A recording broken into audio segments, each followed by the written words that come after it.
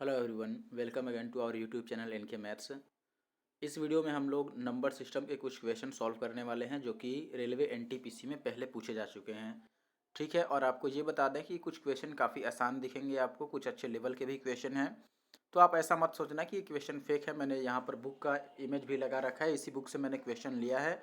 इस बुक में सारे क्वेश्चन दिए गए हैं जो कि रेलवे एनटीपीसी में पिछले पिछले साल में आ चुके हैं। ठीक है, तो रेलवे एनटीपीसी में जितने भी क्वेश्चन आए हैं नंबर सिस्टम के, उनको मैं इस वीडियो में सॉल्व करूंगा। और सॉल्व करने का तरीका क्या मस्त तरीका है, आप देखिएगा वीडियो तो पता चलेगा। ठीक है, काफ़ी मज़ा आएगा आपको वीडियो देखने में और काफ़ी कुछ नया सीखने को आपको मिलेगा। तो चलिए वीडियो स्टार्ट करते हैं। वीडियो अच्छा लगे तो ज़रूर से वीडियो को लाइक और शेयर कर दें, और चैनल पर नए हैं तो सब्सक्राइब भी कर लें और एक कमेंट भी कर दें।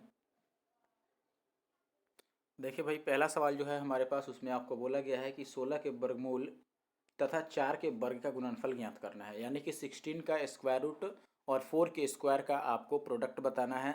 तो 16 का वर्गमूल आपको पता है, स्क्वायर रूट 16 का क्या होगा 4, और 4 का स्क्वायर क्या हो जाएगा 16। दोनों को मल्टीप्लाई करेंगे तो 64 आ जाएगा, ऑप्शन बी। तो देखिए, देखने में काफ़ी आसान सवाल है, लेकिन ऐसा नहीं है कि सारे सवाल आसान हैं। ठीक है, आगे देखिएगा आपको अच्छे भी सवाल दिखेंगे जो शायद आपने पहले ना किया हो। तो बस एक ही सवाल देखकर अब मत भागिए। अब जो भी सवाल है आसान और जो कठिन सवाल है, सारे क्वेश्चन मैंने ले लिया है। ऐसा नहीं केवल कठिन कठिन सवाल है, वैसा नहीं है। या फिर केवल आसान आसान भी नहीं है, क्योंकि हर एक तरह के लोग वीडियो देखते हैं। जिन्हें आसान वाला निकालना आता है वो लोग भी देखते हैं, जो केवल कठिन चाहते हैं वो लोग भी देखते हैं। तो सबके लिए वीडियो में कुछ ना कुछ सीखने को जरूर मिलेगा, चाहे वो आसान बनाने वाले क्वेश्चन हो या फिर कठिन वाले क्वेश्चन हो, सबको आपको सीख कर जाना है। चलिए अगले सवाल पर आते हैं। इस क्वेश्चन में कुछ करना नहीं था, बस 16 का वर्गमूल निकालना था जो कि 4 हो जाएगा, और 4 का स्क्वायर करना था जो कि 16 हो जाएगा, और गुना कर देना था 64 आ जाएगा। देखिए अगले सवाल में आपको बोला गया है कि दो क्रमागत संख्याएं हैं जिनमें पहले का अंक का 3 गुना दूसरे अंक के 2 गुने से 5 अधिक है। ठीक है, आपको दो क्रमागत दिया गया है। क्रमागत का मतलब क्या होता है, कॉन्सिक्वेटिव। क्रमागत संख्याएं दो दिया गया है, 2 कॉन्सिक्वेटिव नंबर्स हैं, जिनमें फर्स्ट डिजिट का जो पहले अंक का एक्चुअली में संख्या लिखा है और यहाँ पे अंक लिख दिया गया है, उसमें से फर्स्ट नंबर का 3 टाइम्स जो है वो सेकंड वाले के डबल से 5 ज़्यादा है, यानी कि 5 मोर है। आपको इसमें ये बोला गया है कि पहले का 3 गुना, आप चाहें तो इक्वेशन बना सकते हैं। ठीक है, आप दो क्रमागत संख्याएं हैं तो आप एक को x और एक को x+1 मान सकते हैं। फिर पहले का 3 गुना यानी कि 3x, दूसरे के 2 गुने से यानी कि 2 इंटू इतना प्लस से 5 ज़्यादा है। आप इस इक्वेशन को सॉल्व करके और x का मान निकाल सकते हैं। ये भी आसान है। देखिए 2x इधर आ जाएगा तो केवल x बच जाएगा, और ये 2 और 5 कितना बच जाएगा 7। यानी कि एक नंबर 7 है, तो अगला नंबर क्या होगा दोस्त, 8 होगा। आप ऐसे सॉल्व कर सकते हैं इसको, 7 और 8 आपको मिल जाएगा आंसर। या फिर आप बाई ऑप्शन चेक कर सकते हैं। ठीक है, बेहतर होगा कि बाई ऑप्शन ही चेक कर लें। ये मैंने क्या किया, मैं वापस आपको समझाता हूँ कि इसमें मैंने क्या किया। सवाल में कह रहा है कि दो संख्या आपको लेना है क्रमागत, तो क्रमागत संख्या हम कैसे लेते हैं, एक x लेंगे तो अगला एक ज़्यादा लेंगे, x+1। ठीक है, अब ये कह रहा है कि पहले का 3 गुना, तो मैंने पहले का यहाँ पर 3 गुना कर दिया। दूसरे के 2 गुने से 5 ज़्यादा है, तो दूसरा ये वाला था तो इसका 2 गुना से मैंने 5 प्लस कर दिया, और यहाँ से x का मान 7 आ गया। यानी कि पहला नंबर 7 है तो दूसरा नंबर 8 है। तो ऐसे आप सॉल्व कर सकते हैं। या फिर बाई ऑप्शन चलेंगे तो बाई ऑप्शन बेहतर होगा। आपको पहले वाले को 3 से गुना करना है और दूसरे वाले को देखना है कि 2 से गुना करके और 5 जोड़ करके बराबर आता है कि नहीं। जैसे देखो, इसका 3 गुना कितना हो गया 15, और इसके 2 गुने यानी कि 6 दूना 12 में 5 जोड़ेंगे 17, बराबर नहीं हुआ। इसका 3 गुना 18, इसका 2 गुना में 5 जोड़ेंगे तो 14 और 5 19, बराबर नहीं आया। इसका 3 गुना 21, और इसका डबल करके 5 जोड़ेंगे तो 8 गुना 16 और 5 21, बराबर आ जा रहा है, यानी कि आंसर है। तो ऐसे भी आप कर सकते हैं। अब आगे बढ़ते हैं और अगले सवाल पे आते हैं। देखिए ये अगला सवाल है अपने पास कि 50 से 100 के बीच में कितनी अभाज्य संख्याएं होती हैं। 50 से 100 के बीच में बतानी है कितने प्राइम नंबर्स होते हैं बिटवीन 50 एंड 100। प्राइम नंबर्स जो होती हैं यानी कि अभाज्य संख्या, ये आपको याद रखना है। 1 से लेकर 100 तक अगर आपसे पूछे तो 1 से लेकर 100 तक टोटल 25 प्राइम नंबर्स होते हैं, अभाज्य संख्याएं होती हैं। और अगर 1 से केवल 50 तक पूछें तो केवल 1 से 50 तक कितने होते हैं, 15 होते हैं। ठीक है, 1 से 50 तक कितने होते हैं, 15। और अगर आपसे 50 से और 100 के बीच में पूछे तो आपको अब आसानी से ये पता होना चाहिए कि अगर 1 से 100 तक 25 था और 1 से 50 तक ही 15 हो गया, तो बाकी का 10 बच गया। 25 में से 15 घटा देंगे तो ये 10 हो जाएगा 50 से 100 तक का अभाज्य संख्या। तो ऑप्शन बी जो है वो सही उत्तर है। 50 से 100 तक कितने अभाज्य संख्याएं हैं, 10।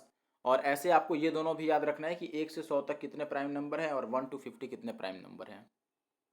ये एक देखिए आसान सा सवाल है। इसमें पूछा गया है कि एक संख्या के 2/3 का 1/400 है तो वह संख्या क्या है। ठीक है, एक संख्या के 2/3 का 1/400 है। ठीक है, तो हम ये कहें कि अगर संख्या x होगा तो इसका 2/3, देखिए 2/3 संख्या का, संख्या हमने x रख लिया और का मतलब क्या होता है गुना, तो गुना कर दिया, और 2/3 तो 2/3, और इंटू 1/4 करना है 1/4, और ये कितना आना है 100 आना है।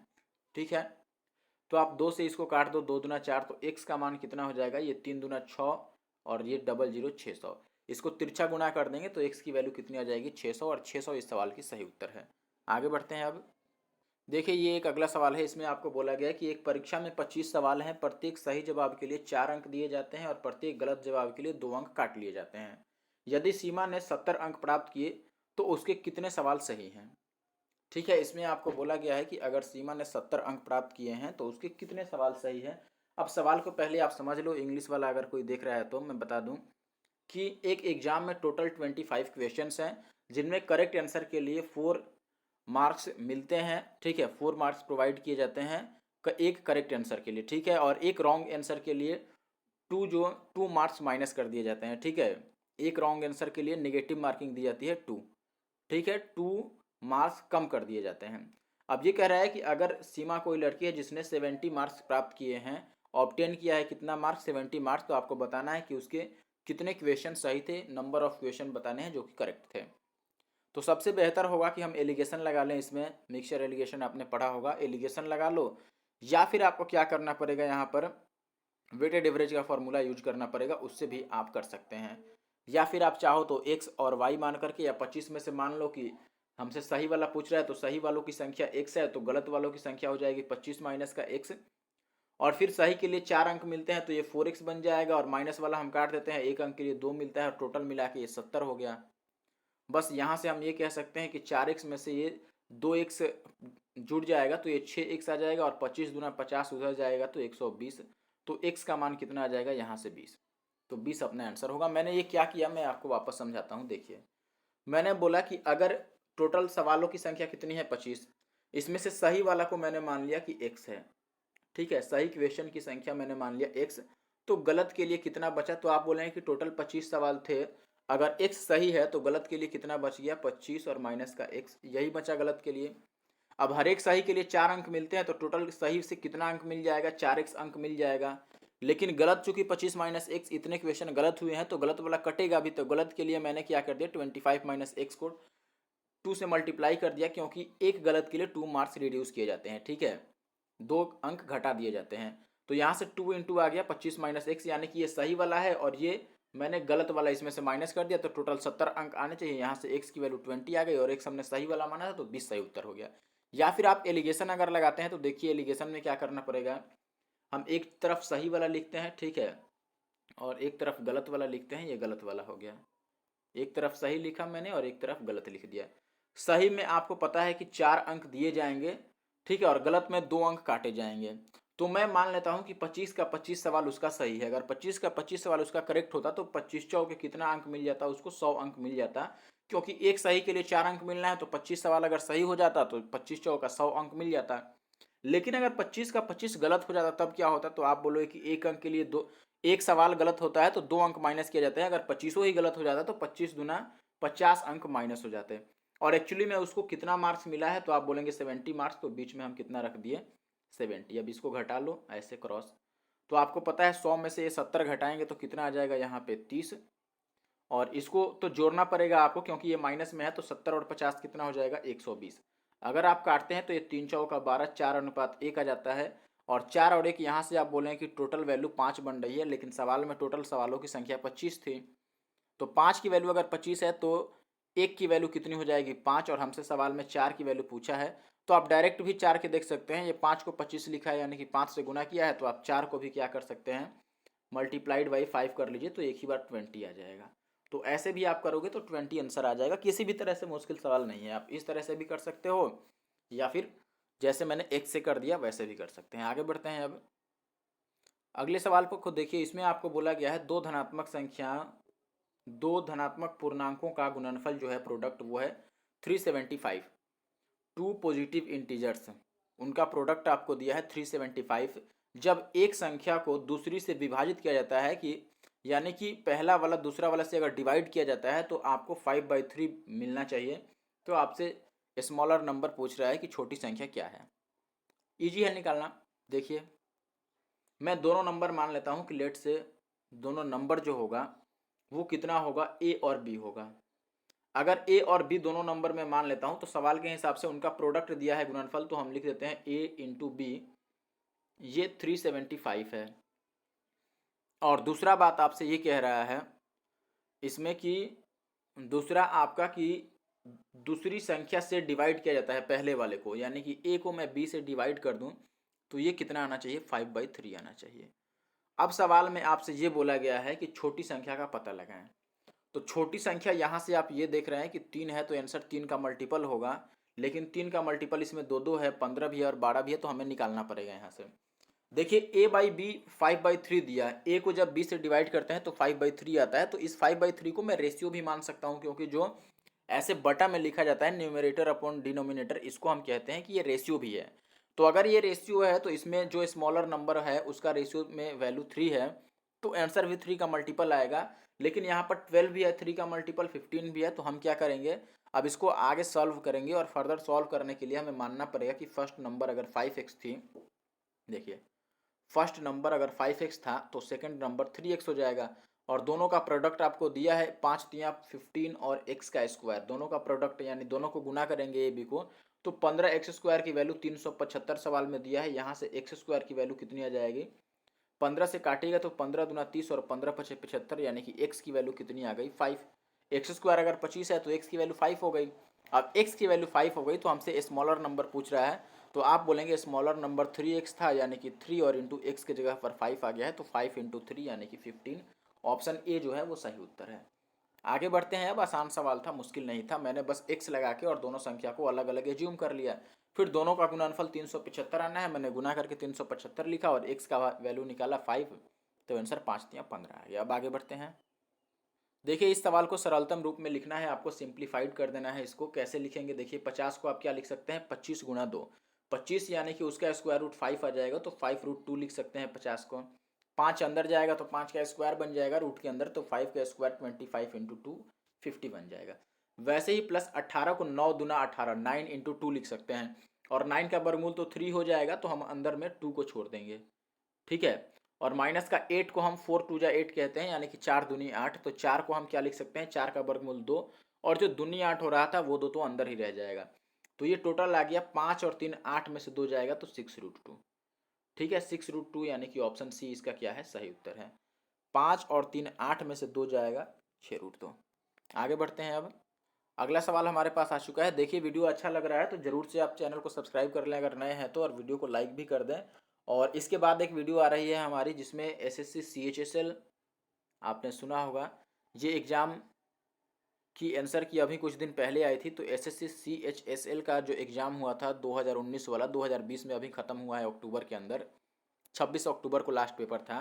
तो उसमें जितने भी एलजेब्रा के क्वेश्चन आए हैं यानी कि बीज गणित के, इन सबको मैं एक साथ सॉल्व करने वाला हूं, और ये अगली वीडियो होने वाली है हमारी। इससे पहले टोटल प्रॉफिट एंड लॉस मैंने सॉल्व कर दिया है, सीजीएल मेंस का भी, और सीएचएसएल 2019 में जितने प्रॉफिट एंड लॉस आए थे वो सब, और साथ ही रेलवे एनटीपीसी में जो प्रॉफिट एंड लॉस आए हैं वो सब भी मैंने सॉल्व कर दिया है। रेलवे एनटीपीसी का एवरेज मैंने सॉल्व कर दिया है जो आज तक पूछा गया है, और ये अभी नंबर सिस्टम एनटीपीसी का सॉल्व कर रहे हैं, और सीएचएसएल में एलजेब्रा। चलिए आगे बढ़ते हैं और इस सवाल को करते हैं। सवाल में बोला गया है कि वह छोटी से छोटी संख्या बताइए जिसको 15 और 14 के वर्गों के योग में अगर जोड़ा जाए तो परिणाम स्वरूप प्राप्त संख्या जो हो एक पूर्ण वर्ग बन सके। आपको वह स्मॉलेस्ट नंबर बताना है जिसको 15 एंड 14 के स्क्वायरों के सम में, 15 का स्क्वायर 14 का स्क्वायर, उसके सम में उस नंबर को जोड़ा जाए यानी कि ऐड किया जाए, तो जो रिजल्टेंट नंबर आपको मिले वो एक परफेक्ट स्क्वायर होना चाहिए। बहुत आसान सवाल है, क्या करेंगे देखिए, 15 का स्क्वायर बताइए, 15 का स्क्वायर आप बोलेंगे 225, और प्लस 14 का स्क्वायर कितना होता है 196, और इनमें कोई एक नंबर जोड़ी जाती है जिससे कि ये एक परफेक्ट नंबर आ जाता है, ठीक है, परफेक्ट स्क्वायर बन जाता है। यही सवाल में बोला गया है। 15 के स्क्वायर और 14 के स्क्वायर में कोई नंबर जोड़ा जाए जिससे वो परफेक्ट स्क्वायर बन जाए। बना देते हैं। देखियो इसको अगर जोड़ेंगे तो ये कितना बनेगा, देखिए ये बन जाएगा 5 और 6 11, 9 2 11, 1 12 और 2 1 3 1 4, 421 बन गया। अब बताइए ऑप्शन में से कौन सा जोड़ें ताकि ये परफेक्ट स्क्वायर बन जाए। 421 के आगे का परफेक्ट स्क्वायर देखिए आप कौन सा नंबर है। 421 के ठीक बाद परफेक्ट स्क्वायर कौन सा है, तो आप बोलेंगे 441।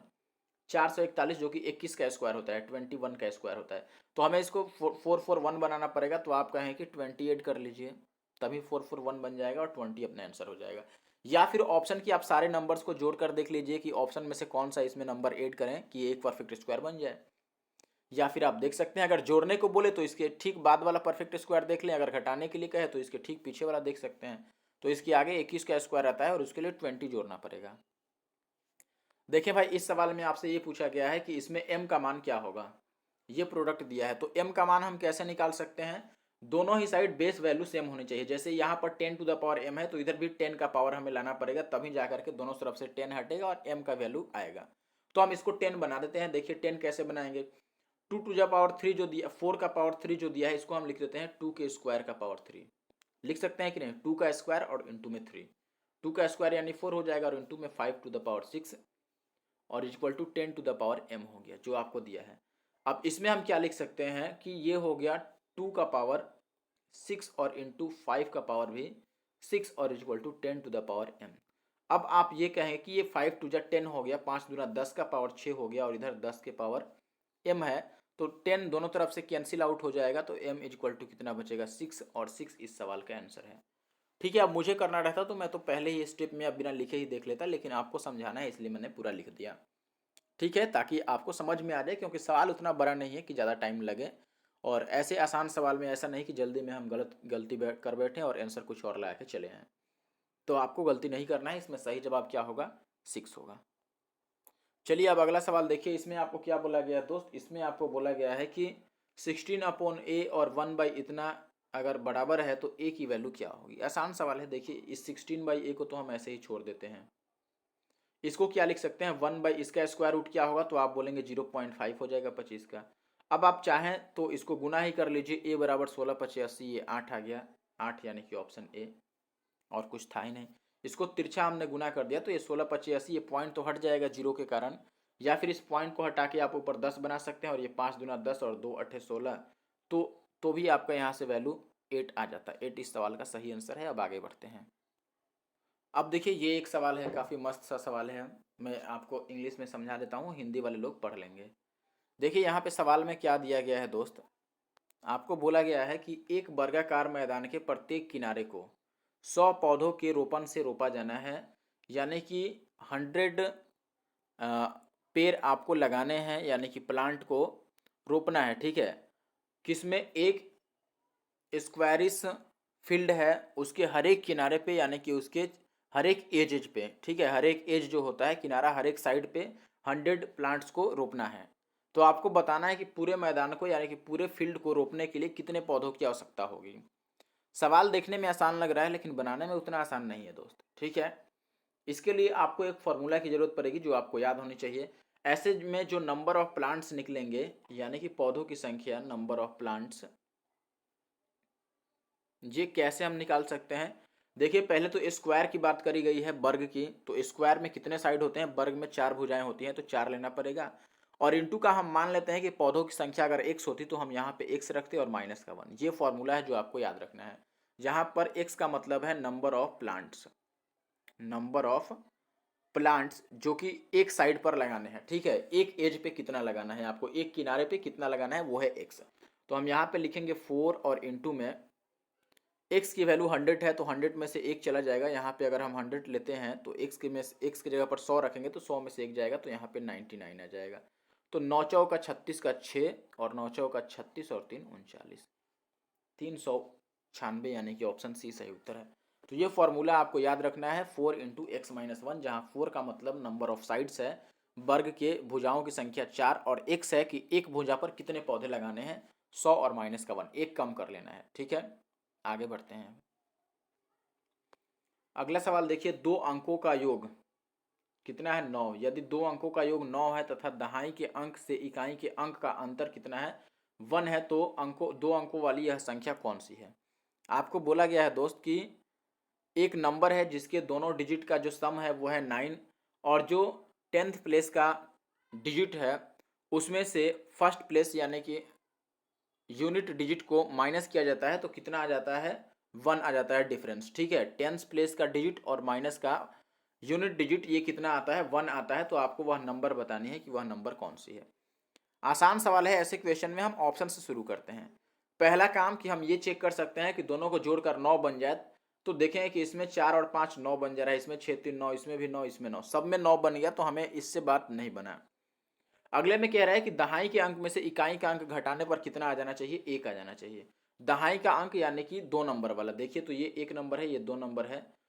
देखिए इसमें दहाई का अंक कौन हुआ, इसमें 5 हुआ इकाई का अंक, और ये हुआ दहाई का अंक दूसरा। ठीक है, तो दूसरा में से पहला यानी कि 4 में से 5 घटाएंगे तो 1 आया, नहीं आया ये तो माइनस में आ जाएगा। 6 में से 3 घटाएंगे तो 1 नहीं आएगा। 5 में से 4 घटाएंगे तो 1 आ जाएगा। 7 में से 2 घटाएंगे 1 नहीं आएगा। तो इसका सी आंसर हो गया, option C is the correct answer. दूसरा वाला में से पहला घटाने पर 1 आना चाहिए और 1 आ जा रहा है इसमें। 5 में से 4 घटाएंगे तो 1 बच जाएगा, इसीलिए ऑप्शन सी सही है। देखिए इस सवाल में आपको बोला गया है कि एफ के पास नोटों की एक निश्चित संख्या है जिसका मूल्य वर्ग इस प्रकार आपको दिया गया है। ठीक है, यानी कि एफ कोई पर्सन है जिसके पास नोट हैं, नोट रखे गए हैं, पैसों का नोट, आपको वो किस फॉर्म में है यहाँ पे दिया गया है। देखिए 9 into 1 rupee, 5 into 5 rupee, 6 into 10 rupee, 7 into 20 rupee and 8 into 50 rupee, 9 into 100 रुपी। तो आपको बताना है कि टोटल कितने रुपए हुए उसके पास, टोटल मनी बतानी है। सबसे आसान सवाल है, 1 रुपए के अगर 9 नोट हैं तो कितना रुपया हो गया, 9। 5 रुपए के 5 नोट हैं तो 25 रुपया, ये हो गया। टोटल आपको जोड़कर बताना है। 10 रुपए के 6 नोट हैं तो ये 60 रुपया हो गया। फिर 20 रुपए के 7 नोट हैं तो ये 140 रुपये हो गए। और ये 50 रुपए के 8 नोट हैं तो 5 अट्ठे 40, ये 400 रुपये हो गए। और 100 रुपए के 9 नोट हैं तो ये कितने हो गए, 900। अब इनको आपको जोड़ लेना है, तो हर एक ऑप्शन में इकाई अंक थोड़ा अलग लग रहा है, तो इकाई अंक से भी आप कर सकते हैं या जोड़ भी सकते हैं, कोई बड़ी बात नहीं है। 9 और 5 14, 14 बस, और लास्ट में 0 है, यानी कि लास्ट का अंक 4 आएगा, ऑप्शन सी।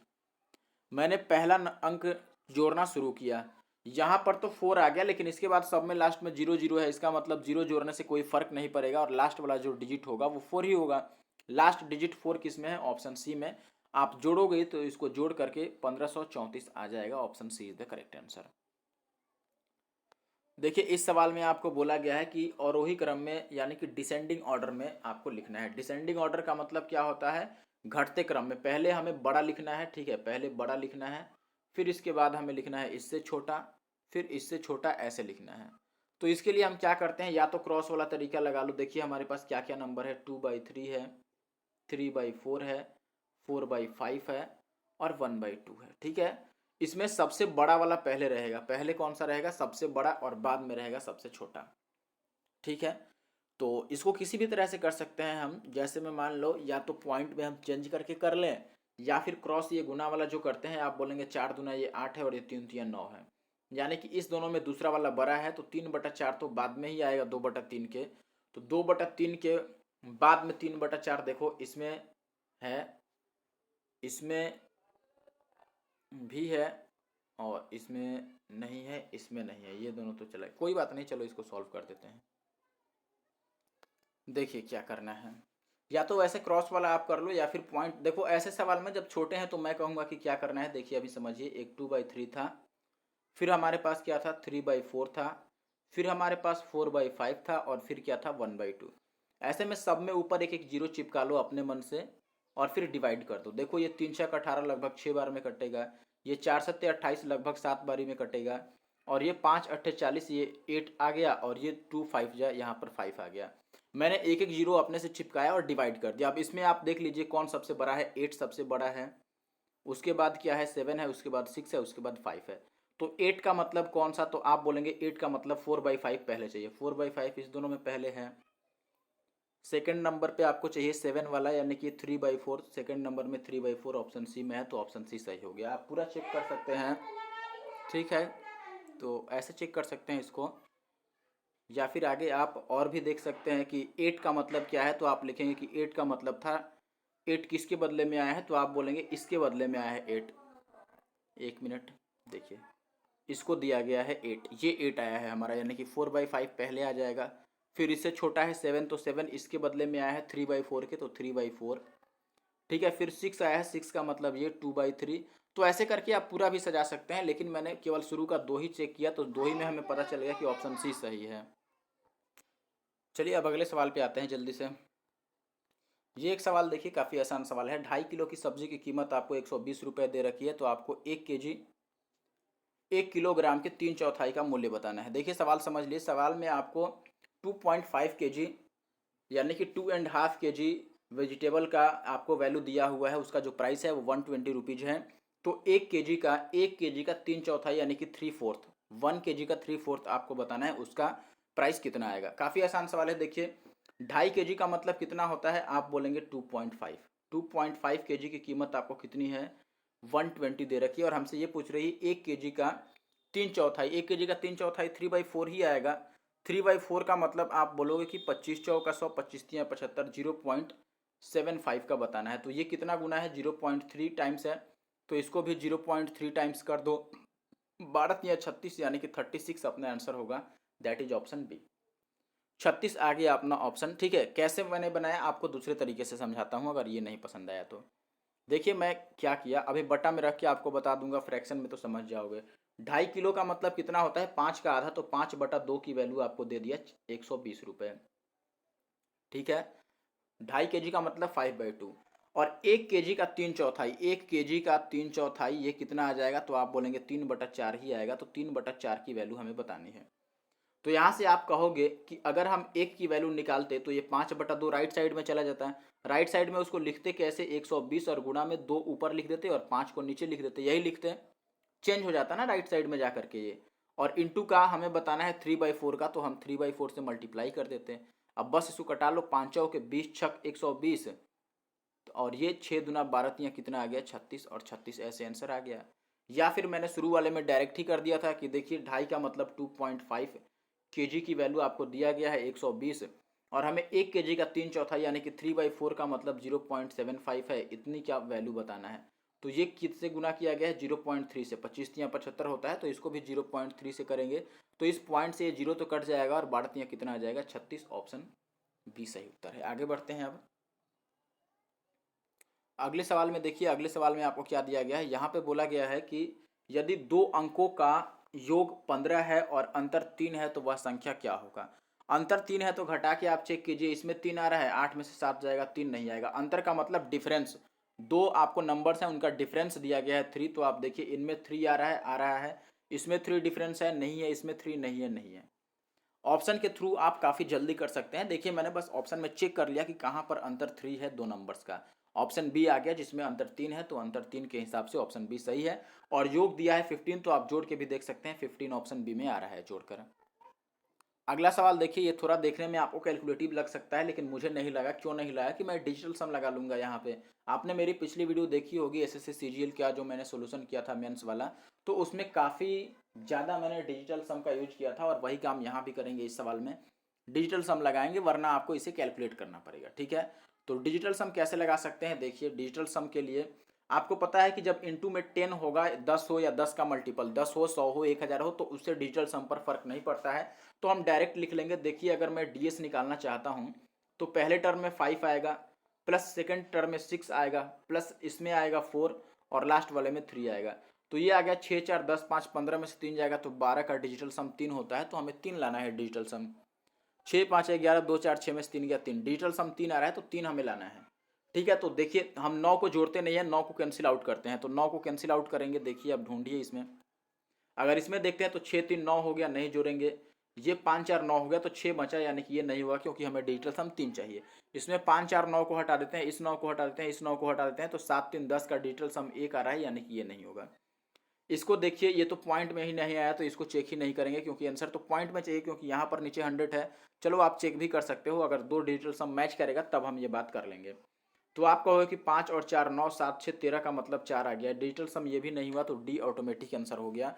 या फिर आप चेक कर सकते हैं, देखिए 9 को नहीं लेंगे, 9 को नहीं लेंगे, ये 6 और 3 9 को नहीं लेंगे, तो 5 और 7 12 बचा, और 12 में 2 और 1 को जोड़ेंगे तो 3 आ जाएगा। ऑप्शन डी सही उत्तर है, डिजिटल सम हमने लगा दिया। आगे बढ़ते हैं अब। देखिए इसमें पूछ रहा है देखिए दोस्त, इस सवाल में क्या दिया गया है, यहाँ पर आपको बताना है कौन सबसे न्यूनतम है, यानी कि सबसे छोटी संख्या बतानी है। इसमें स्मॉलेस्ट नंबर कौन सा है। इसमें देख रहे हैं कि ऊपर वाला सेम है, यानी कि अंश सेम है, न्यूमरेटर सेम है। अगर ऊपर वाला सेम होता है तो नीचे वाला का उल्टा देखते हैं। नीचे वाला में जो सबसे बड़ा है वही सबसे छोटा होगा। नीचे सबसे बड़ा 11 है, तो 3/11 सबसे छोटा हो गया, बस काम खत्म। ठीक है, देखो जब भी ऊपर वाला सेम हो, न्यूमरेटर सेम हो, अंश सेम हो, तो सबसे बड़ा कौन होता है, जिसका नीचे सबसे छोटा है। इसमें अगर सबसे बड़ा आपसे पूछता कि सबसे बड़ा बता दो, लार्जेस्ट वैल्यू बताओ, तो वो होता 3/4। जिसमें नीचे वाला सबसे छोटा है वही सबसे बड़ा होगा। और अगर सबसे छोटा पूछ रहा है आपसे कि सबसे छोटा बता दो, सबसे छोटा बता दो, तो सबसे छोटा कौन सा होगा, जिसके नीचे सबसे बड़ा नंबर होगा। ये नीचे वाला क्या होना चाहिए, लार्ज होना चाहिए। ठीक है, लार्ज या फिर बिगेस्ट नंबर नीचे होना चाहिए। तो यहाँ पर 3/11 क्या है, सबसे छोटा हो गया। जिसके नीचे सबसे बड़ा है वह सबसे छोटा है, और जिसके नीचे सबसे छोटा है वह सबसे बड़ा है। तो यहाँ सबसे छोटा बताना था, दैट इज ऑप्शन सी। अगर इसका उल्टा होता कि नीचे वाला सेम हो जाता, जैसे ये 3/5 है, फिर 7/5 हो जाता, फिर 9/5 हो जाता, फिर 11/5 होता। इसमें हम सीधा सीधा देख लेते हैं कि अगर नीचे वाला ये सेम है, डिनोमिनेटर सेम है, तो ऊपर जिसके बड़ा है वह सबसे बड़ा हो गया, और ऊपर जिसके छोटा है वह सबसे छोटा हो गया। आगे बढ़ते हैं अब कि अगला सवाल हमारे पास ये है। इसमें आपको बोला गया है कि यदि दो धनात्मक संख्याओं का अंतर 50 है और उन दोनों का अनुपात 7:2 है तो गुणनफल ज्ञात कीजिए। देखिए, जब अनुपात दिया रहता है तो हम पहले अनुपात से ही काम करते हैं। हमसे दोनों का गुणनफल पूछ रहा है तो हम पहले अनुपात वाले को गुना कर लेते हैं कि 7 दूना 14 आ गया, 14 आ गया। तो जो रेशियो का मैंने प्रोडक्ट निकाला वो 14 आ गया, यानी कि जो भी आंसर होगा वो 14 का मल्टीपल होगा, यानी कि 14 से वो कट जाएगा। 14 से कौन सा कटेगा, ऑप्शन सी। आंसर हो गया, बस काम खत्म। ऑप्शन सी ही तो 14 से कटेगा, बाकी में 14 है ही नहीं, क्योंकि 7 भी तो आना चाहिए, वो 14 में ही है। ना 18 में 7 है, ना 12 में, ना 16 में, काम खत्म। अब आप निकाल के भी इसे चेक कर सकते हैं, लेकिन ये बात तो फिक्स है कि आंसर 14 से कटेगा, दैट इज ऑप्शन सी। काम खत्म। मैंने बस रेशियो में देख लिया कि रेशियो में अगर गुना करते हैं तो 14 आता है, तो 14 से कटने वाला आंसर होगा वो केवल ऑप्शन सी में है। बस आगे बढ़ते हैं। देखिए, एक ये सवाल है अगला हमारे पास। इसमें बोला गया है कि यदि एक नंबर जो लिखा गया है, ये वाला एक नंबर क्या लिखा है आपको, x लिखा है, फिर 3 लिखा है, फिर 9, फिर 3, ये 11 से डिविजिबल है, यानी कि 11 से कट जाता है। तो सबसे छोटी प्राकृतिक संख्या x का मान बताना है, x का सबसे स्मॉलेस्ट वैल्यू बतानी है x के लिए। तो देखिए, ये जो नंबर है ये 11 से कब कटेगा, जब इनके अल्टरनेट का सम कितना होता है, अल्टरनेट का जो सम है वो सेम होता है, या फिर उनको जोड़कर घटाने पर 0 आ जाए या 11 आ जाए। तो हम इनको जोड़ते हैं। देखिए, एक है x प्लस का 9, और दूसरा क्या है हमारे पास, 3 और 3 6। इनका अंतर या कितना आना चाहिए, 0 आना चाहिए या फिर 11 आना चाहिए। तो देखिए, अगर हम लिखते हैं तो ये कितना हो जाएगा, x और प्लस का 3, ये कितना आ गया, 0 या फिर 11 के बराबर। अगर हम 0 रखते हैं तब तो वैल्यू x की माइनस में आ जाएगी, तो हम 0 नहीं रखते हैं। x प्लस 3 बराबर कितना रख लेते हैं, 11 रख लेते हैं। तो यहाँ से x का मान कितना आ जाएगा दोस्त, 8 आ जाएगा। 8 इस सवाल का आंसर है, यानी कि ऑप्शन डी। आप एक बार वापस समझिए मैंने क्या बोला। मैंने बस ये बोला आपको कि जो भी नंबर है इसका अल्टरनेट नंबर जोड़िए, एक एक अंक छोड़ के। x और 9 जोड़ दिया मैंने, x प्लस 9 आ गया। फिर 3 और 3 जोड़ दिया मैंने, तो वो कितना आ गया, 6। इन दोनों को घटाने पर या तो 0 आना चाहिए या फिर 11 आना चाहिए, तभी ये नंबर 11 से कटेगा। तो हम बोले कि इसको आगे सॉल्व किया मैंने, तो ये आ गया x और प्लस 9 में से 6 गया तो 3, x प्लस 3 की वैल्यू कितनी हो गई, 0 या फिर 11। तो हम 0 तो नहीं ले सकते हैं x प्लस 3 की वैल्यू। अगर 0 लेंगे तो x की वैल्यू माइनस में आने लगेगी, और हमें माइनस में आंसर नहीं चाहिए, तो हम 11 ले लेते हैं। x प्लस 3 बराबर 11 रखते हैं, तो आंसर कितना आ गया, 8। ये 0 से भी आप सॉल्व कर सकते थे। देखिए, अगर मैं ये ऐसे ही कहता कि चलो x प्लस 9 हमने रख दिया, x प्लस 9, और इसका सम 3 और 3 6 के बराबर होना चाहिए, तो यहाँ से x बराबर -3 आ जाता है। जब भी वैल्यू माइनस में 3 आ जाए तो इसमें आप 11 जोड़ दो तो भी 8 आ जाएगा आपका, तो आप डी लगा सकते हैं। आगे बढ़ते हैं अब। देखिए, अगले सवाल में आपको सेम तरह का सवाल मिल गया कि ये नंबर अगर 11 से डिविजिबल है तो आपको x की वैल्यू या r की वैल्यू बतानी है। तो हम वही काम करेंगे। देखो, r में एक अंक छोड़ के जोड़ेंगे, r में 0 को छोड़ के 1 जोड़ते हैं, तो ये r प्लस 1। और ये बराबर किसके आना चाहिए, 1 और प्लस 9 के, सॉरी 0 प्लस 9 के। तो 0 में 9 जोड़ेंगे तो 9 के बराबर आना चाहिए, तो r इक्वल टू कितना आ गया, 8। ये उधर ले जाके घटा देंगे, ऑप्शन डी सही है। देखिए, अगर यहाँ पर ये वैल्यू निगेटिव आ जाती, ठीक है, निगेटिव वैल्यू आ जाती, तो हम क्या करते, इसमें 11 को और जोड़ लेते। जब भी निगेटिव वैल्यू आए तो 11 जोड़ लेना। तो यहाँ पर 8 आपका सही आंसर है। अब आगे बढ़ते हैं। ये आज के वीडियो का अंतिम सवाल अपने पास आ चुका है। इसमें आपसे बोला गया है कि इनमें से कौन सा कथन सत्य है। ठीक है, आपको इसमें से बताना है कि कौन सा स्टेटमेंट ट्रू है। तो देखने में ये बड़े बड़े नंबर लग रहे हैं, लेकिन इसका आसान तरीका वही है जो मैंने शुरू में बताया था कि एक एक जीरो चिपका के और डिवाइड कर लीजिए। ठीक है, तो हम एक एक अंक तक ही डिवाइड करेंगे। देखिए क्या क्या दिया है आपको, 3/8 दिया है, ठीक है, और क्या दिया है तो आप बोलेंगे 19/73 है, और क्या है 29/47 है, और क्या है तो आप बोलेंगे दैट इज 17/39। अब मैंने बोला कि सब में ऊपर एक जीरो आप चिपकाइए, तो हमने सब में ऊपर एक जीरो अपने मन से चिपका लिया, ठीक है। सब में एक एक जीरो मैंने लगा दिया और एक एक अंक तक हम डिवाइड करेंगे, एक अंक तक, बस एक अंक तक आपको कोशिश करनी है और लिखनी है क्या आएगा। लिख लेते हैं। देखिए ये 8 से अगर कटाते हैं तो 8 या 24, 8 चौके 32, 8 4 जा 32, यानी कि 4 टाइम्स ये ज़्यादा हो जा रहा है, 30 से एबव हो जा रहा है, तो हम 30 से नीचे ही रखेंगे। 8 या 24 ये लगभग 3 बारी में कटेगा। ये देखो 7 चौक 28, 7 दूना 14, 7 या 21, 2 बारी में लगभग कटेगा। कितने बार में कटेगा दोस्त, इसको हम डिवाइड करते हैं, तो ये 73 है एक्चुअली में, तो मैं केवल 7 से डिवाइड करने की कोशिश कर रहा हूँ, ठीक है। आप चाहो तो पूरा करके देख सकते हो, लेकिन मैं इसको केवल 70 मान करके या फिर 7 मान करके डिवाइड करूंगा कि केवल 7 को और 19 को कंपेयर करो, ठीक है, जीरो को हटा दो। 7 और 19 को अगर हम कंपेयर करते हैं तो 7 दूना 14 लगभग 2 बारी में कटेगा, या फिर आप पूरा देखो 73 का डबल कितना हो जाएगा, 146 हो जाएगा, और अगर 3 टाइम्स करेंगे तो इससे ज़्यादा हो जाएगा, तो हम 2 ही बार में कटाते हैं। 47 को देखो, 47 को अगर हम इसमें डिवाइड करते हैं तो ये कितने बार में कटेगा, 4 सत्ते 28, ज़्यादा हो जाएगा, तो 4 छक 24, जीरो ये 6 टाइम्स लगभग जाएगा, 0 पॉइंट नहीं 6 टाइम्स। मैंने कैसे इजीली कैलकुलेट कर लिया, मैं केवल 4 को देख रहा हूँ, 4 को और ऊपर 29 को आप देखिए, 4 को और 29 को देखते हैं, ऊपर 29 और नीचे 4 को, तो लगभग ये 7 बारी में कटता है। लेकिन अगर मैं यहाँ पर 47 भी ले लूँगा तो ये 90 से ज़्यादा हो जाएगा, तो मुझे 6 बारी में ही कटाना पड़ेगा। इसको देखो ये लगभग 4 के बराबर है, 40 के बराबर है, तो आप 4 से भी डिवाइड कर सकते हो, 4 चौका 16 आएगा। नीचे 39 है तो उसको लगभग मैंने 40 मान लिया, और 40 है तो ये 4 चौका 16, 160 रहता है, तो ये 4 बारी में लगभग कटेगा। उससे ऊपर कटाएंगे तो आपको 170 को ये पार कट जाएगा। तो आप इनको सजा लो, हमें इनमें सजाना है कि कौन सा बड़ा है और कौन सा छोटा है, ठीक है। तो अगर हम सजाते हैं इनमें से, तो सबसे बड़ा हमें लिखना है, तो वो 17, इसमें सबसे बड़ा कौन सा है बताइए, तो आप बोलेंगे जी कि इनमें सबसे बड़ा है हमारा 6। 6 का मतलब ये वाला वैल्यू है 29/47 सबसे बड़ा है, तो 29/47 सबसे लास्ट में आएगा। 1 मिनट, 29/47 इसमें है भी किसी में, हाँ है, 29/47 है, बिल्कुल है। तो हम ये कह देंगे इसमें कि जो सॉरी, इसमें से आप चेकआउट भी कर सकते हैं। देखिए पहले 3/8 है ऑप्शन ए में, यानी कि 3 है पहले, उसके बाद है 19/73, 19/73 का मतलब 2 है, यानी कि ये घट रहा है, तो आगे अगर ये दोनों लिखेंगे तो घटते क्रम सही नहीं हो रहा है, ये गलत हो गया। दूसरा को आप देखेंगे किसी तरह से आप चेकआउट कर सकते हैं, 19/73 पहले है। आप ये देख लो कि ये बढ़ते क्रम में या घटते क्रम में सजा लो, 2 ही क्रम में लिखा जा सकता है, तो वही अच्छा रहेगा। ऐसे चेक करेंगे तो चारों ऑप्शन चेक करना पड़ेगा, तो हम बढ़ते या घटते क्रम में इसको सजा लेते हैं। देखिए अगर बढ़ते क्रम में हम सजाते हैं तो आप बोलें कि पहले 6 वाला लिखेंगे, यानी कि 29/47 पहले लिखेंगे, ठीक है। लेकिन ये किसी ऑप्शन में भी शुरू में नहीं है, तो हम इसको नहीं मानते हैं कि चलो ये हटाओ भाई, ये तो गया, गलत हो गया ये। तो बाकी हम दूसरा देखते हैं और क्या कर सकते हैं। अगर बढ़ते क्रम में लिखते तो सबसे पहले ये लिखते 3/8, फिर हम कौन सा लिखते हैं, पहले 2 लिखते, 19/73 लिखते। बढ़ते क्रम में लिखना है तो पहले 2 वाला लिखते, 2 का मतलब 19/73 पहले लिखते। फिर इसके बाद हम क्या लिखते हैं, देखिए ये बढ़ते क्रम में ही लिखा गया है, ये लेस देन का चिन्ह है, लेस देन का मतलब पीछे वाला छोटा है, ये छोटा है और ये उससे बड़ा है, फिर ये इस वाले से बड़ा है और ये इस वाले से बड़ा है, इस फॉर्म में लिखा गया है। तो हम बढ़ते क्रम में सजा देते हैं। मैंने पहले ये तो ध्यान ही नहीं दिया कि ऑप्शन में वो बात भी है, ठीक है। यहाँ पर जब ऑप्शन में सारे बढ़ते क्रम में यानी कि असेंडिंग ऑर्डर में दिए गए हैं, तो हम असेंडिंग ऑर्डर में लिख देते हैं इन्हीं को। देखो असेंडिंग ऑर्डर में सबसे पहले छोटा लिखते हैं, तो 2 लिखते हैं, 2 का मतलब 19/73 पहले आएगा। फिर इससे बड़ा क्या होगा, 2 से बड़ा इसमें 3 है, यानी कि उसके बाद 3/8 आएगा। और यहीं से मैंने देखा कि ऑप्शन सी में नहीं, अभी आगे भी है, तो आगे देखो 2 के बाद क्या आएगा, 4 आएगा। बढ़ते क्रम में हम सजा रहे हैं, तो पहले 2 फिर 3 फिर 4, 4 का मतलब 17/39, तो 3/8 के बाद क्या आएगा, 17/39 आएगा, जो कि ऑप्शन बी में है। तो ऑप्शन बी हमारा सबसे सही उत्तर हुआ।